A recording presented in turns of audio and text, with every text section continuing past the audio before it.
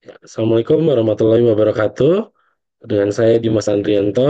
Berikut kita akan membahas mengenai bab kehamilan eh, pada pertemuan ke-13 dari mata kuliah Biokimia Klinis untuk mahasiswa S1 Biokimia di Institut Pertanian Bogor. Ya. Jadi sebagai pendahuluan ya, pada proses kehamilan itu dari sisi biokimia yang mengalami perubahan besar itu adalah hormon. Nah, hormon ini akan menyiapkan seorang ibu untuk mengalami proses kehamilan karena akan ada perubahan dari berbagai organ dan homeostasis serta sistem metabolisme tubuh pada ibu hamil. Nah, kemudian hormon, apa yang dimaksud dengan hormon ya? Hormon itu adalah zat yang dibentuk oleh bagian tubuh tertentu ya atau kelenjar endokrin dalam jumlah kecil, biasanya antara konsentrasi 10 pangkat min 9 sampai 10 pangkat min 12 molar dan dibawa ke jaringan tubuh lainnya. Nah, kemudian hormon ini punya pengaruh yang khas, yaitu merangsang dan mengaktifasi kerja organ-organ tubuh dan sebagian pengeluaran dari hormon-hormon tersebut dikontrol oleh kelenjar pituitari yang berada di bagian dasar otak, sebagian lagi dihasilkan oleh indung telur, kelenjar tiroid atau kelenjar gondok, serta plasenta. Semua hormon-hormon yang dihasilkan oleh kelenjar-kelenjar tadi bertugas mempersiapkan tubuh dalam menghadapi proses perkembangan janin.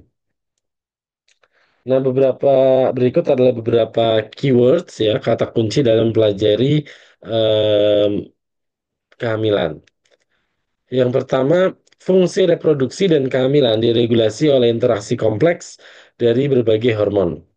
Hormon-hormon ini disintesis dan disekresikan ya. Yang pertama oleh testis dalam bentuk testosteron dari laki-laki, kemudian dari perempuan itu ada ovarium yang mensintesis estrogen atau estradiol dan progesteron, kemudian kelenjar pituitari mensintesis FSH atau follicle stimulating hormone dan LH atau luteinizing hormone. Kemudian hipotalamus mensintesis GRH atau gonadotropin releasing hormone serta plasenta mensintesis HCG human chorionic gonadotropin. Ya, HCG ini punya peran penting dalam kehamilan karena HCG ini yang menjadi indikator berbagai pengembangan tespek untuk uji kehamilan. Nah, terus kemudian estrogen dan progesteron juga dihasilkan dari plasenta. Nah, uji laboratorium untuk fungsi reproduksi pada laki-laki itu biasanya dimulai dengan analisis semen. Jika hasilnya normal, maka uji berikutnya menjadi tidak penting. Jika hasilnya tidak normal, maka dilihat tidak normalnya ini di mana gitu. Apakah kemudian eh, dari anatomi ya, anatomi sel spermanya atau kemudian parameter-parameter yang lainnya, misalnya konsentrasi gula, kandungan hormon ya, terutama nanti diukur di dalam darah itu bisa diukur testosteron, FSH, dan LH. Nah, ini hormon-hormon yang mempengaruhi dari reproduksi laki-laki. Nah, untuk disfungsi reproduksi pada perempuan itu biasanya mudah diamati, yaitu dari gejala amenorrea atau siklus menstruasi yang tidak teratur dan juga tanda-tanda infertilitas. Untuk uji laboratoriumnya sama seperti laki-laki ya, yaitu melibatkan uji pengukuran hormon di dalam darah, terutamanya kalau di perempuan itu ada HCG, prolaktin, TSH atau thyroid stimulating hormone, tiroksin bebas, FSH, LH, dan androgen. Infertilitas bisa diberi perlakuan dengan beberapa teknologi reproduksi ya, dan teknologi reproduksi ini sudah sangat canggih. Nanti saya bisa cerita sejauh mana perkembangannya, dan ini melibatkan berbagai variasi manipulasi klinis yang dikontrol secara eksternal untuk mencapai proses kehamilan. Nah, kemudian monitor-monitor hormon ini merupakan peran yang penting dalam eh, mencapai status kehamilan tersebut. Dan kehamilan awal dimonitor dengan serum HCG ya, konsentrasi HCG baik di darah maupun di urin. Nah, ini yang menunjukkan itu seseorang hamil atau tidak. dan HCG ini akan meningkat pada trimester awal, tapi nanti setelah ke sana dia akan turun lagi konsentrasinya. Nah, terkait dengan fungsi reproduksi ya, bagaimana pentingnya dalam hal biokimia. Yang pertama, kita bahas dari sisi laki-laki. Di Indonesia, kasus eh, infertilitas pada laki-laki itu cukup tinggi, ya. Cukup tinggi, kenapa? Karena persentase laki-laki yang merokok itu sangat tinggi. Dan rokok ini mempengaruhi hormon secara luas. Jadi banyak hormon yang terdampak. Baik dia mempengaruhi hormon secara mekanismenya, karena kan rokok itu dia mempengaruhi perilaku, memberikan rasa tenang segala macam. Berarti itu bermain-main dengan hormon. Yang kedua, rokok itu menghasilkan radikal bebas, yang dimana radikal bebas ini akan membunuh sel-sel spermatozoid di testosteron. Ya, jadi itu. Nah, makanya juga kemudian banyak beredar, misalnya mulai dari obat-obat kuat, segala macam itu ya. Jadi ini juga atau biasa disebut dengan afrodisiak ya, itu merupakan salah satu bidang studi yang cukup menarik bagi biokimia. Nah, dari sisi perempuan, ya, dari sisi perempuan juga di Indonesia ini ada beberapa masalah ya terkait dengan kesuburan atau reproduksi ya pada perempuan meskipun kasusnya berbeda ya. Misalnya dari kondisi di Jepang atau di Korea di mana banyak perempuan merokok. Nah, di Indonesia meskipun jumlah perempuan perokok itu meningkat, tapi masih tidak terlalu signifikan. Nah, ketidaksuburan biasanya di Indonesia itu terjadi karena misalnya yang paling pertama itu berat badan ya, berat badan. Yang kedua itu adalah pangan ya, pengaruh-pengaruh terhadap makanan. Yang ketiga itu stres. Nah, stres itu bisa dua, baik apa orang yang stres ataupun selnya yang stres. Misalnya paparan terhadap radikal bebas, polusi dan lain-lain. Nah, saat ini teknologinya sudah berkembang sangat maju ya. Jadi misalnya yang pertama ada inseminasi buatan ya, baik untuk manusia maupun untuk hewan ya. Jadi diambil sperma dari laki-laki. Nah, kemudian sperma ini dianalisis. Apabila spermanya normal, maka ini nanti bisa digunakan untuk inseminasi buatan. Kalau spermanya tidak normal, nah berarti yang laki-lakinya ini yang harus diberi perlakuan terlebih dahulu, misalnya dengan berbagai vitamin ataupun perlakuan-perlakuan yang lain yang bisa meningkatkan fertilitas daripada sperma tersebut. Nah, terus kemudian apabila ini sudah selesai gitu ya, atau misalnya penyakit yang lain, penyakit genetik ya, kalau dari sisi laki-laki misalnya pada beberapa kasus eh, kalau misalnya punya anak laki-laki nanti bisa kena penyakit genetik, atau sebaliknya kalau perempuan bisa kena penyakit genetik. Nah, sperma itu bisa dimurnikan, kita bisa pisahkan antara X dengan Y ya, sehingga nanti anaknya itu bisa disetting apakah mau XX perempuan atau XY laki-laki.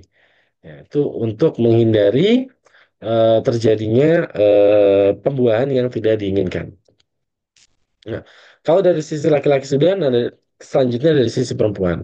Nah, untuk inseminasi buatan itu perlu dipastikan bahwa perempuannya itu berada dalam kondisi yang fit, ya, yang sehat, yang subur, sehingga bisa dilakukan inseminasi buatan. Nah, kalau perempuannya tidak ada beberapa masalah ya, maka teknologi berikutnya adalah yang namanya in vitro fertilization atau istilah umumnya bayi tabung. Meskipun ya ini mahasiswa biokimia jangan sampai salah, bayi tabung itu terjadinya bukan di tabung reaksi ya, tapi sebetulnya lebih kepada ya mirip cawan Petri gitulah ya. Cuma kalau dibilang bayi Petri kan ya aneh gitu ya. Nah, jadi perempuan itu pada waktu lahirnya ya, sudah memiliki sel telur di kanan dan di kiri. Jumlahnya itu sekitar antara 300 sampai 400. Ya, kalau sebulan keluar satu ya dihitung aja. Kalau dapat 300 itu bisa berapa bulan? Kalau laki-laki enggak, laki-laki begitu masuk masa balik, maka terus sperma itu akan terus diproduksi sampai usia senja. Nah, pada perempuan makanya eh, balik di masa awal itu tidak bagus ya. Apalagi sekarang trennya anak-anak SD itu banyak yang sudah pada dewasa, nah, tetapi kemudian usia pernikahan mundur. Nah, ini sebetulnya nggak bagus karena masa suburnya jadi lebih pendek. Ya, jadi itu sebetulnya tidak baik ya, tapi bagaimana ya itu masalah ya mungkin pemerintah harus menciptakan suatu pendidikan yang lebih yang ya tidak menginduksi lebih awal gitu ya. Nah, selanjutnya apabila ada terjadi permasalahan pada perempuan, maka bisa dilakukan pengambilan sel telur. Nah, sel telur ini nggak bisa diambil secara selampangan, ambil semuanya gitu, nggak bisa. Yang bisa diambil adalah sel telur yang sudah matang. Dan itu tadi, matangnya itu hanya satu tiap bulan. Kanan, kiri gitu gantian. Nah, sel telur yang sudah matang ini diambil, ditaruh ya. Kemudian nanti kalau bayi tabung sekarang itu, bayi tabung itu sudah sampai ke generasi ketiga, third generation ya. Kalau first generation, jadi ini ada di Petri itu ada sel telur satu, dikasih sperma, kemudian dibeli aliran listrik. Nah, begitu dikejut-kejut gitu, sperma akan bergerak secara acak dan masuk ke dalam sel telur. Itu generasi pertama. Nah, bayi tabung generasi kedua melibatkan mikroskop resolusi tinggi. Jadi nanti ada semacam kayak joystick, sel telurnya dipegang, joystick yang satu lagi diarahkan bisa memilih sperma yang sesuai, cetek, dihisap, ditusuk, masukkan ke sel telurnya. Itu second generation. Nah, untuk generasi ketiga itu ada teknologinya lebih lanjut. Tadi saya sudah cerita mengenai pemisahan X dengan Y, atau bahkan yang selanjutnya adalah pada bayi tabung generasi ketiga, setelah sperma digabungkan dengan sel telur, dia jadi zigot ya, membelah jadi oosit, blastosit dan seterusnya. Pada suatu tahap itu akan dibekukan, kemudian dipotong. Sebagian itu akan diuji genetik. Ya, jadi kalau hasil uji genetiknya terjadi masalah, misalnya Down syndrome atau penyakit-penyakit genetik yang lain ya, maka cancel. Itu third generation bayi tabung. Ya, jadi karena bayi tabung ini rumit prosesnya di awal, jadi harus betul-betul dipastikan ya bahwa dia memang sehat.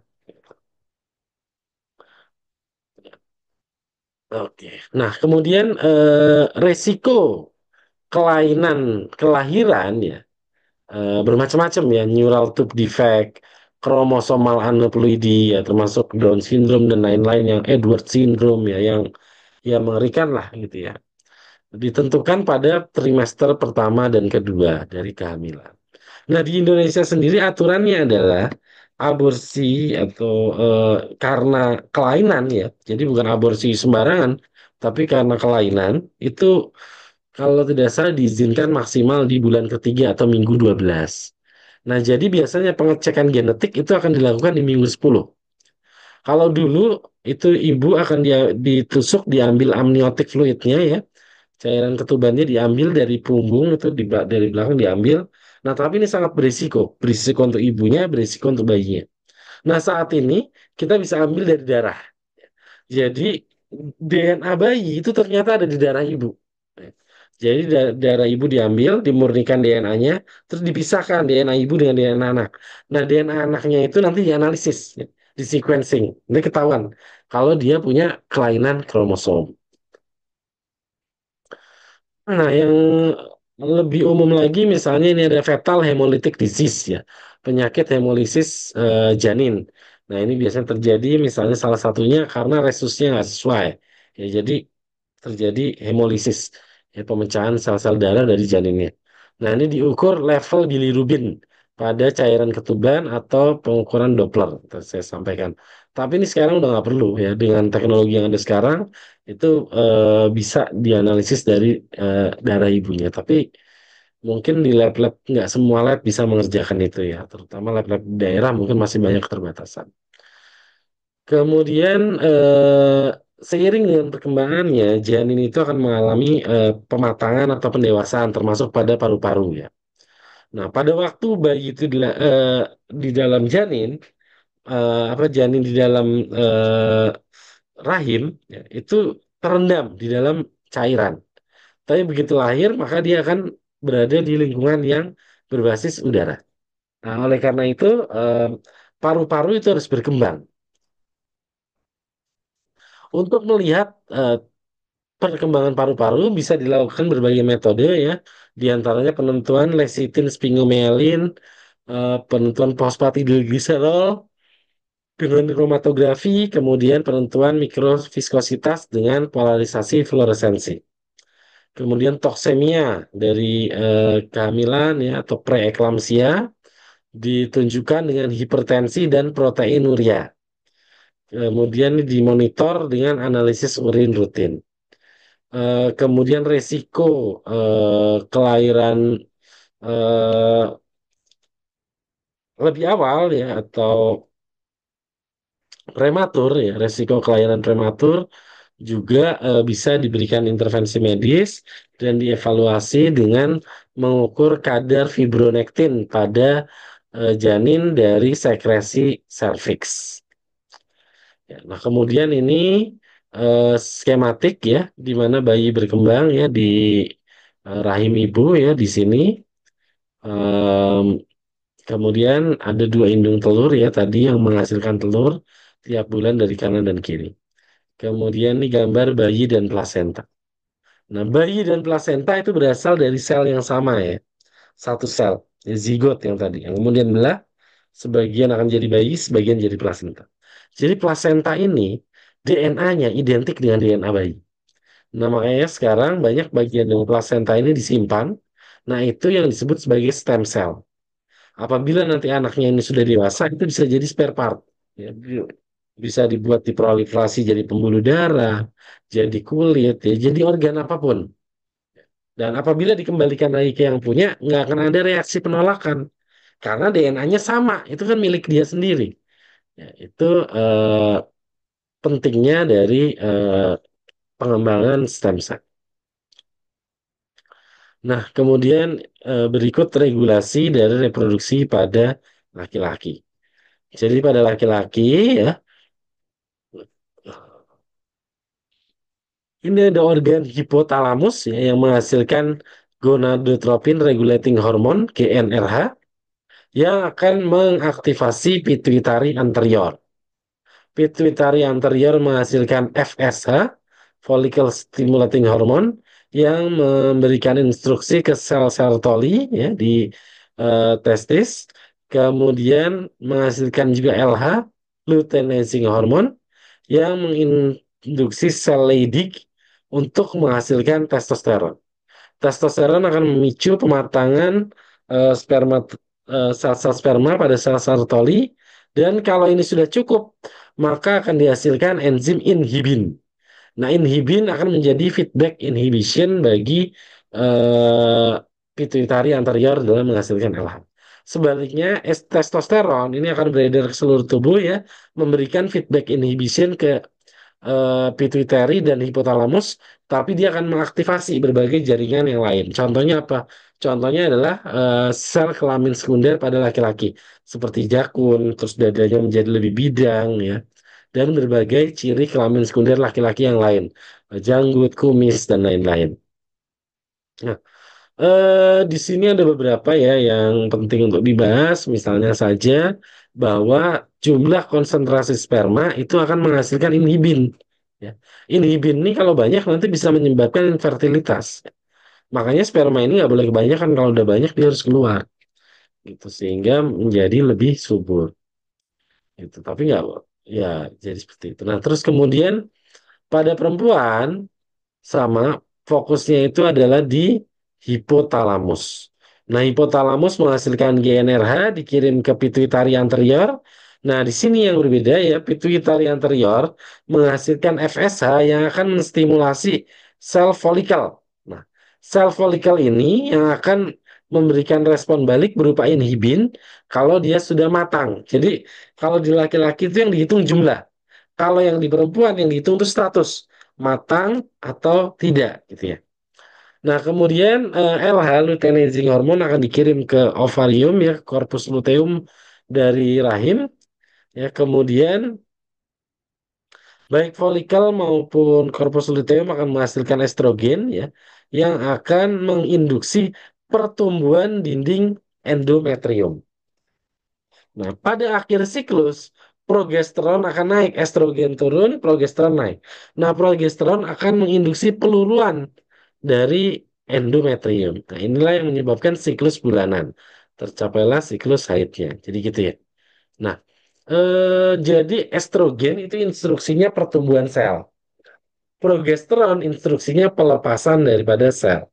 Nah, jadi dan progesteron dan estrogen ini juga beredar ke seluruh tubuh, memberikan instruksi bagi sel-sel yang lain untuk pertumbuhan kelamin sekunder pada perempuan ya, seperti misalnya untuk apa perempuan menjadi tidak ada jakunnya, terus kemudian tidak tumbuh rambut atau bulu di kumis, di janggut ya, kemudian dadanya menjadi berbeda dan lain-lain. Pinggulnya lebih lebar, yaitu akibat dari peningkatan estrogen dan progesteron. Nah, berikut fluktuasi FSH dan LH pada siklus bulanan dari perempuan ya, awalnya itu rekrutmen dari sel, selection, dominance, ovulasi, corpus luteum ya. Jadi cuma satu nih. Jadi dari banyak sel telur ya, yang matang itu cuma satu. Dan terus kemudian yang sebelah kanan nih gambar fluktuasi enzim estrogen ya. Itu terjadi peningkatan di awal kalender, kemudian turun, naik lagi. Nah, kenaikan yang kedua itu lebih rendah dari kenaikan yang pertama, tapi diiringi oleh progesteron. Nah, peningkatan progesteron pas dia pada puncaknya, ini akan menginduksi peluruhan daripada dinding endometrium. Nah, sehingga terbentuklah siklus bulanan. Nah, kemudian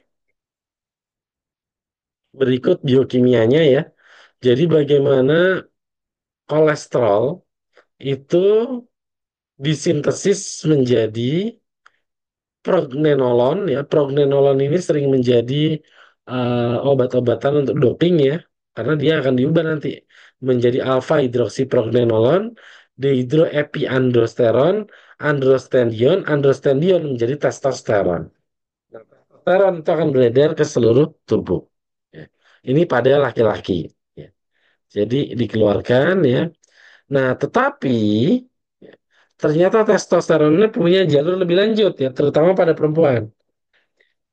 Nah, pada perempuan, ya, progesteron itu akan diubah juga menjadi testosteron, diubah lagi ini T adalah testosteron ya, menjadi DHT, dihidroksi testosteron, ini ke reseptor androgen ya yang menginduksi pertumbuhan. Nah, tapi testosteron juga pada perempuan diubah menjadi estradiol, estradiol dikirim ke estrogen reseptor. Jadi di sirkulasi darah ini ada testosteron. Nah, jadi di laki-laki itu ada estrogen, ada dalam jumlah yang kecil. Karena pada laki-laki reaksi kolesterol menjadi testosteron itu bekerjanya cepat, testosteron menjadi estrogen lambat, estrogen dibuang tiap hari. Itu pada laki-laki. Sehingga karena estrogennya tinggi dia jadi laki-laki. Nah, pada perempuan kolesterol menjadi testosteron cepat, testosteron menjadi estrogen ini cepat. Habis itu estrogennya ditangkap oleh reseptor estrogen. Jadi konsentrasi estrogen dalam darah tinggi dan dibuang sebulan sekali berdasarkan kurva ini. Nah, ini tadi kok hilang. Nah, berdasarkan kurva ini. Jadi dibuangnya itu ada tanggal-tanggalnya nih, dibuang nih di hari ke 15, 16. Dibuang lagi di hari ke 28 gitu. Itu siklus pada perempuan. Jadi karena ada akumulasi estrogen maka dia jadi perempuan. Nah, yang bahaya kalau laki-laki terjadi akumulasi estrogen. Kok bisa? Misalnya pada kasus doping. Karena terjadi akumulasi estrogen, maka dia berubah perilakunya. Ya, karena hormon itu tidak hanya merubah organ, tapi merubah perilaku. Gitu. Makanya salah satu yang induksi LGBT itu juga adalah drug abuse, ya penyalahgunaan obat, terutama obat-obat doping yang terkait dengan metabolisme testosteron. Ya baik, akan ada beberapa hormon yang kita bahas ya dalam membahas proses kehamilan. Yang pertama adalah Human Chorionic Gonadotropin atau HCG. Nah, HCG itu adalah hormon kunci pada proses kehamilan, di mana kenaikan HCG pada trimester pertama menunjukkan bahwa seseorang itu hamil. Nah, tapi sebenarnya HCG ini juga bisa diuji di laki-laki. Kalau laki-laki HCG positif bukan berarti hamil, tetapi ada pertumbuhan sel dalam tubuhnya. Apa itu? Biasanya sel prostat. Jadi bahaya juga ya. Nah, kalau di perempuan HCG itu ada pertumbuhan sel. Nah, itu terjadi kehamilan. Nah, nanti begitu selnya itu tidak membelah lagi atau laju pembelahannya turun, HCG-nya juga turun, tapi selnya membesar, gitu ya. Pada trimester kedua sampai ketiga. HCG itu menjadi indikator utama kehamilan. Uji-ujinya dikembangkan sekitar abad ke-20. Dulu untuk uji HCG itu harus pakai immunoassay, tapi sekarang udah nggak perlu lagi. Sekarang HCG ya, kalau pernah lihat tes spek atau tes strip ya, itu sebetulnya dibuat pakai Western blot gitu ya. Jadi pertama di buat antibody untuk HCG ya, jadi anti human anti HCG. Nah, antibody HCG ini diperbanyak, bisa secara kultur, bisa secara in vivo, misalnya pakai kelinci, kemudian dimurnikan. Nah, setelah dimurnikan itu di elektroforesis. Dan hasil elektroforesisnya itu dipindahkan ke kertas Western blot. Kertas Western blotnya digunting-gunting, dimasukkan ke dalam test strip. Jadi kurang lebih kayak gitulah. HCG ini dikuantifikasi ya sekitar 1 mili international unit sampai 2 mili international unit per mililiter. Biasanya pada kehamilan dia akan naik bisa sampai 4 sampai 6 atau sampai 12 bahkan mili unit per mililiter. Kemudian limit deteksi dari alat-alat yang ada biasanya 20 mili unit mili international unit per mililiter. Nah, kemudian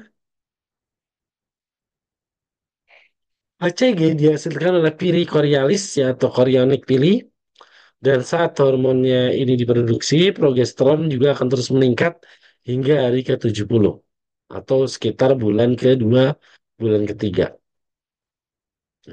Setelah itu progesteron akan turun, HCG akan turun, progesteron juga turun. Nah, hormon HCG memiliki fungsi tambahan dalam menjaga imunitas tubuh ya. Karena ibu hamil itu rentan terhadap penyakit, makanya ada hormon tambahan untuk memperkuat kekebalannya, yaitu HCG. Nah, tapi peningkatan HCG ini akan mengakibatkan kondisi yang kurang nyaman, yaitu peningkatan rasa mual dan muntah, terutama pada trimester pertama kehamilan. Oke, itu selesai HCG. Yang kedua adalah progesteron. Progesteron ini tadi ya, dia justru prekursor dari testosteron ya. Progesteron disintesis pada awal kehamilan oleh sistik di dalam ovarium di corpus luteum. Nah, corpus luteum ini terus memproduksi progesteron sampai minggu ke-10. Setelah produksi atau sekitar hari ke-70 ya. Setelah itu produksinya diambil alih oleh plasenta. Saat plasentanya sudah besar.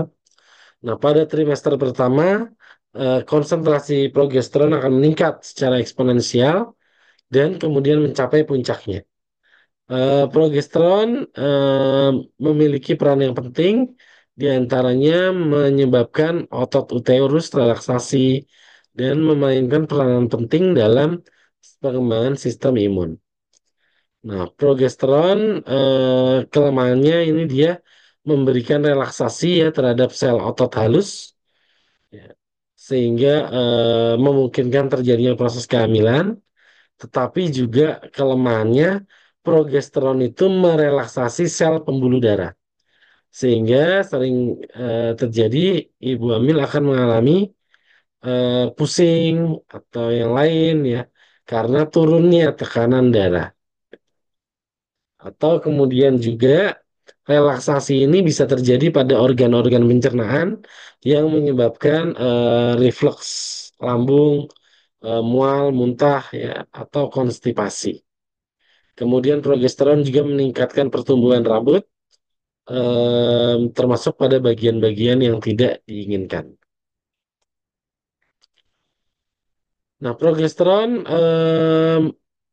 juga menjadi hormon yang yang sering kita dengar ya.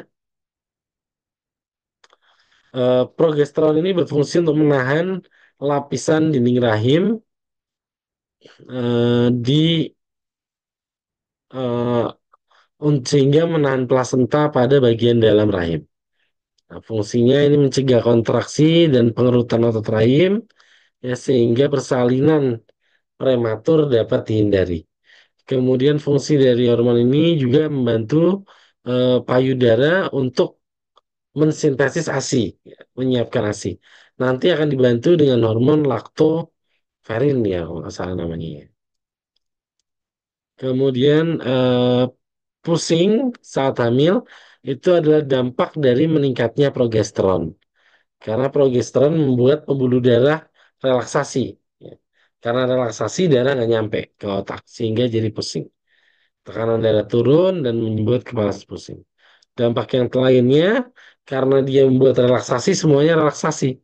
Otot perut juga relaksasi, sehingga perut menjadi kembung dan timbul sembelit. Adapun pengaruh lainnya juga menurunkan gairah seksual, mempengaruhi suasana hati ya, jadi ngidam gitu, mempercepat pernapasan, suhu tubuh meningkat, dan timbul rasa mual dan ingin muntah. Oke, itu progesteron. Nah, selanjutnya laktogen ya, atau HPL, Human Placenta Lactogen.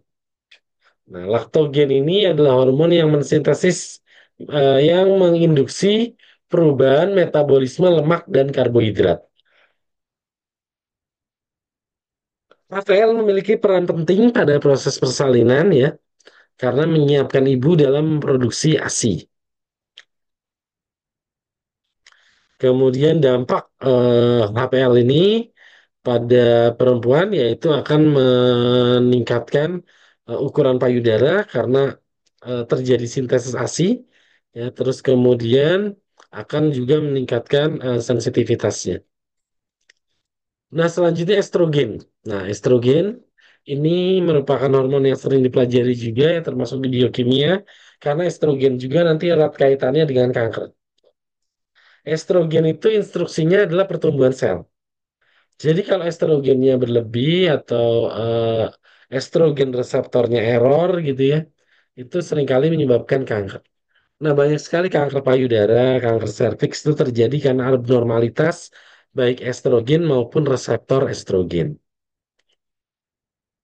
Nah, pada proses kehamilan, estrogen ini berperan dalam perkembangan fetus, dimulai dari trimester, di akhir trimester pertama ya. Estrogen akan menstimulasi berbagai pertumbuhan ya pada janin, kemudian juga sebagai respon dari oksitosin. Kelemahan estrogen itu eh, yaitu spider vein. Spider vein itu varises. Nah, ini akan menginduksi tumbuhnya pembuluh darah ya menjadi lebih terlihat ya. Jadi varises itu banyak terjadi pada ibu-ibu hamil. Kemudian menjadi mual juga, kehilangan nafsu makan ya, menginduksi ngidam tadi. Kemudian perubahan pigmentasi warna ya, beberapa perempuan menjadi lebih gelap warnanya pada beberapa bagian tubuh ya, nggak semua. Tapi ini kadang pada beberapa orang juga membuat lebih menarik ya. Makanya ada istilah pregnancy glow karena meningkatnya kadar estrogen pada tubuh. Kemudian untuk estrogen diproduksi dari ovarium ya dan berperan terhadap pertumbuhan kelenjar susu untuk masa menyusui. Selain itu estrogen juga mengontrol pelepasan FSH dan LH yang tadi ya terkait dengan pematangan sel telur. Fungsi lainnya itu memicu kontraksi pada dinding rahim. Jadi begitu dari trimester awal itu yang naik adalah progesteron, ya, karena relaksasi. Nah, di trimester akhir progesteron turun, estrogen naik, sehingga akan memicu kontraksi dan mempermudah terjadinya proses melahirkan. Em, kemudian, jadi fungsi estrogen masih banyak ya, tapi tidak dibahas secara detail. Nanti mohon dibaca. eh, Juga fungsinya menjaga fungsi organ genital, payudara, dan organ reproduksi. Nah, estrogen selain banyak fungsi yang tadi, tapi punya beberapa dampak yang merugikan juga, yaitu menyebabkan terganggunya keseimbangan cairan tubuh. Sehingga pada beberapa kasus, ibu hamil akan menderita eh apa itu namanya? Edema ya, edema. Jadi ada cairan terutama di bagian kaki gitu ya, itu karena ketidakseimbangan estrogen. Ya, jadi bengkak biasanya di kaki, khususnya di bagian kaki itu akan menjadi bengkak. Kemudian juga sakit punggung ya. Sakit punggung ini terjadi karena beban, yang pertama ya beban kehamilan. Yang kedua, kalsium pada ibu ya, khususnya di tulang, itu akan diambil untuk sintesis tulang pada janin atau bayi. Ya. Makanya kalau ibunya kurang kalsium, nah ini yang bahaya karena kalsiumnya berkurang ya jadi semakin sakit, pegel gitu ya punggungnya. Nah, kemudian oksitosin. Apa itu oksitosin? Oksitosin adalah hormon yang memicu proses eh, melahirkan. Jadi pada kasus konsentrasi oksitosinnya kurang, maka ibu hamil akan diinjeksikan dengan pitocin. Biasanya ditambahkan melalui infus gitu ya, untuk membuat induksi melahirkan. Jadi untuk induksi itu pakai oksitosin. Nah, oksitosin ini naiknya tidak tiba-tiba ya, tapi bertahap. Kemudian seiring dengan kenaikan oksitosin itu akan meningkatkan sensitivitas dari uterus dan memicu proses melahirkan. Nah, selanjutnya prolaktin.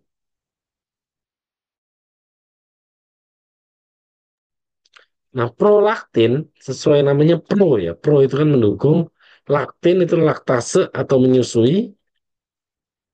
Jadi, prolaktin adalah hormon yang menginduksi proses sintesis air susu pada ibu. Nah, eh, ada kelas obat-obatan yang disebut dengan laktagogum. Laktagogum adalah obat-obatan yang menginduksi sintesis ASI ya, atau air susu pada ibu. Nah, ini juga merupakan bidang yang menarik dari biokimia. Nah, pada percobaan tersebut yang diukur adalah konsentrasi prolaktin ya dari hewan coba. Misalnya kalau di Indonesia yang sudah banyak dilaporkan yaitu yang pertama daun katuk ya, yang kedua torbangun, yang ketiga itu daun gedi ya, dari Manado. Itu bisa menginduksi proses sintesis prolaktin di dalam tubuh dari ibu. Nah, selanjutnya relaksin. Dari namanya udah ketahuan ya, relaksin menginduksi relaksasi pada tulang pelvis sehingga memudahkan terjadinya proses pembukaan ya pada otot-otot uterus dan menyiapkan untuk proses kelahiran bayi melalui kanal melahirkan, saluran melahirkan. Nah, selama kehamilan, perempuan memiliki konsentrasi relaksin 10 kali dibandingkan orang normal di dalam tubuhnya. Efek samping dari relaksin ini akan terasa sendi-sendi itu lebih longgar, ya, termasuk bahu, lutut, ya. Ini seringkali menyebabkan sakit, ya, sakit-sakit pada persendian karena dia lebih longgar, jadi lebih mudah bergeser. Nah, kemudian hormon ini relaksin diproduksi oleh plasenta dan korpus luteum. Ya. Fungsi utamanya itu melonggarkan dinding rahim. Tapi dia jadi kemana-mana kan namanya juga hormon. Ya sendi-sendi bisa longgar, makanya jadi sakit. Nah, jadi hormon ini sangat bermanfaat untuk wanita hamil, terutama pada masa akhir kehamilan.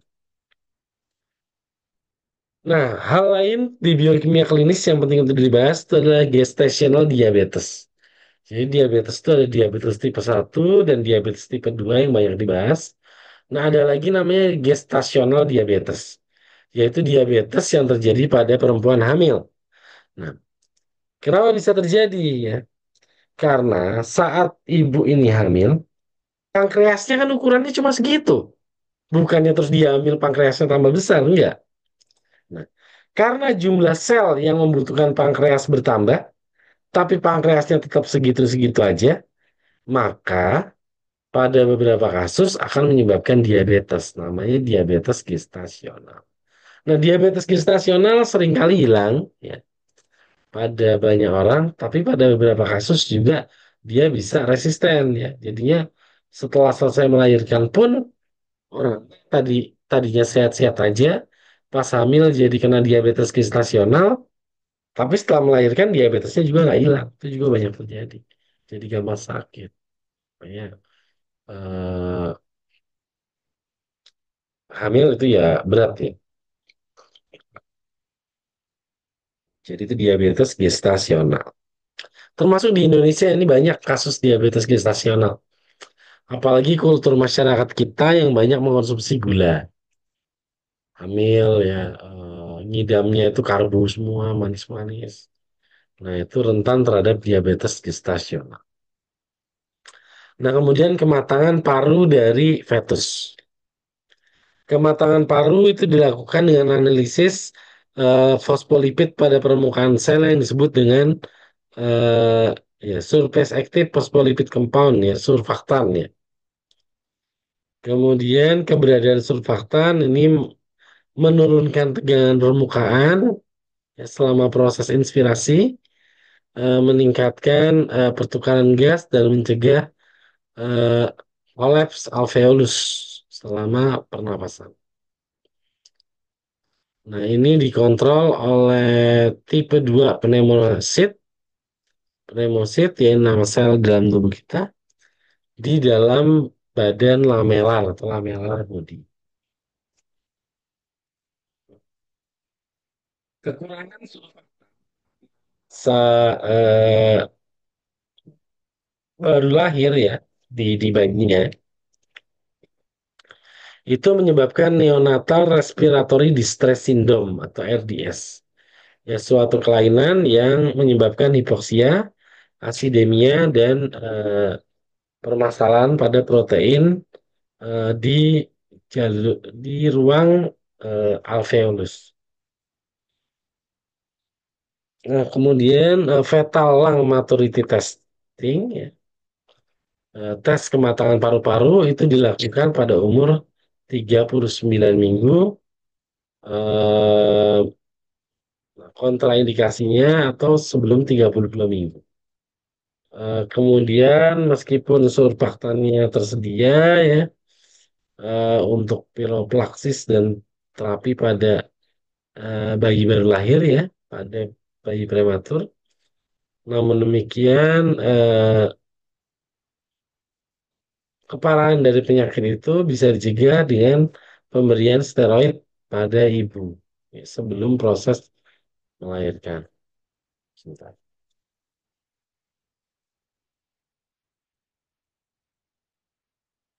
Ya,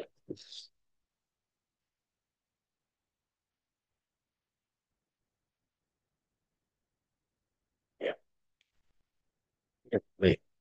Nah, kemudian preeklamsia. Jadi preeklamsia adalah sindrom yang ditunjukkan dengan hipertensi ya pada kondisi kehamilan,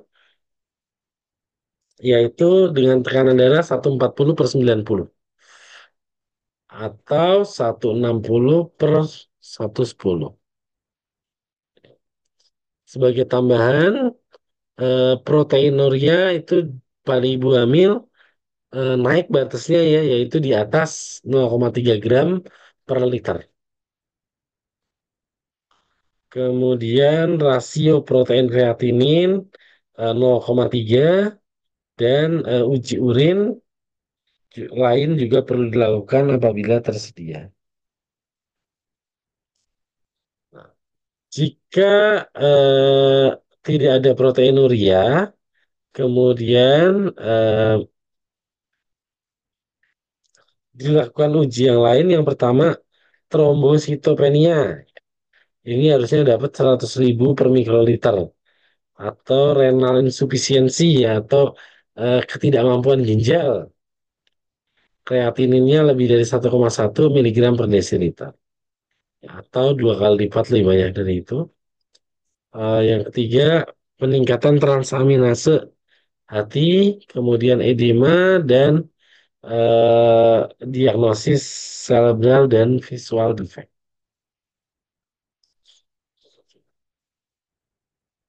Kemudian ruptur prematur pada membran.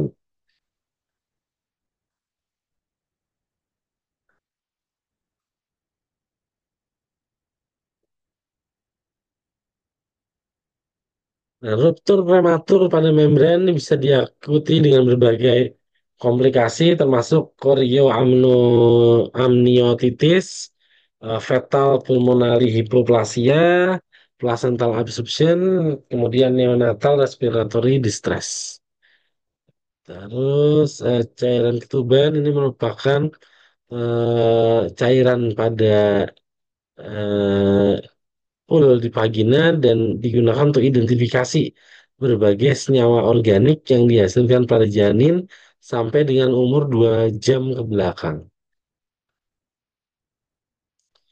Nah, kemudian intrapartum assessment of fetal status. Nah, jadi di sini eh, pada saat melahirkan status dari jantung ya, dari pasien atau dari bayi itu penting untuk dikonfirmasi.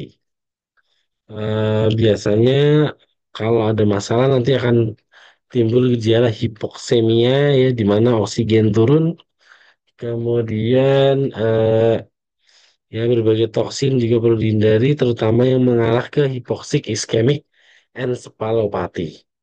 Kemudian ada beberapa tesnya udah ada. Eh, ya ini saya skip aja. Nah, terus kemudian kelahiran prematur. Berbagai uji biokimia dan biofisika itu telah dikembangkan untuk mendeteksi kelahiran prematur. Nah, namun demikian ya sampai sekarang masih ada di mana definisi dari eh, apa namanya prematur ini ya itu biasanya sampai bulan ke-7 gitu. Ya. Nah, kemudian prematur ini bisa diinduksi oleh berbagai faktor, termasuk virus, bakteri, dan infeksi dari parasit ya, kepada sang ibu. Makanya, apa namanya, vaksin itu menjadi penting. Nah, masalahnya vaksin-vaksin ini juga banyak yang jangka panjang. Jangka panjang itu maksudnya seperti misalnya rubella ya. Rubella itu kan di vaksinnya masih kecil, masih kecil, tapi manfaatnya dirasakan kalau sudah dewasa. Ya.